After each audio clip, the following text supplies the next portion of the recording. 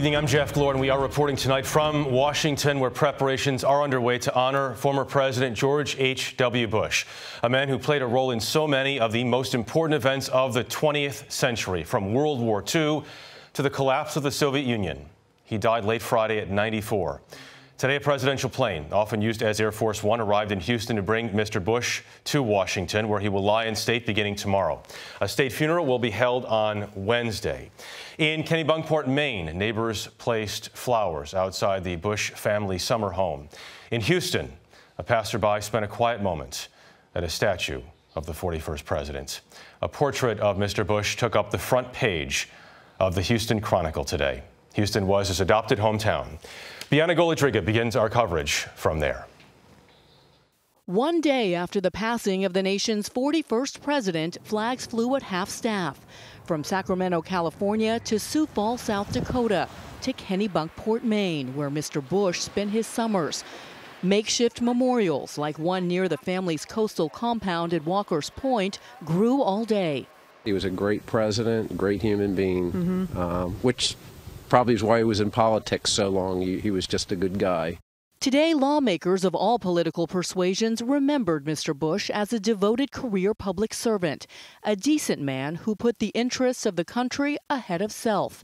Democrat and former Vice President Joe Biden had this to say. Never, never, never was it about him. It was always about somebody else. Fellow Texan James Baker, once the president's Secretary of State, but also among his closest friends, was with the president in his final hours. He looked up at me, opened both eyes, looked at me and said, "Jim, where are we going?"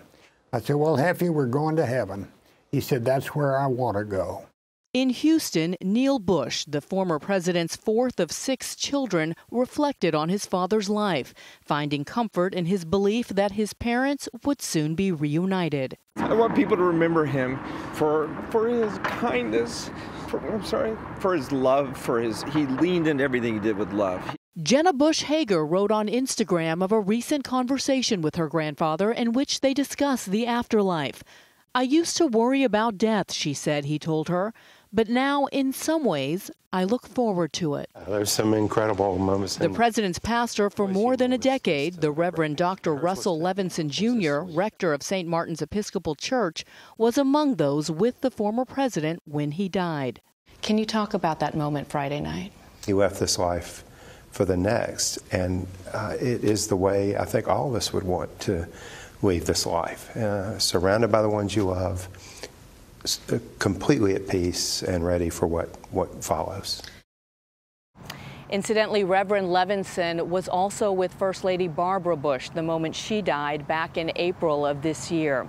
As for what happens next, the president's body will be flown tomorrow on a government 747 to Washington, D.C., where he will lie in state at the U.S. Capitol Rotunda through Wednesday. He will then be flown back here to St. Martin's Church Thursday for a private funeral service, and then finally buried in College Station alongside his beloved wife, Barbara.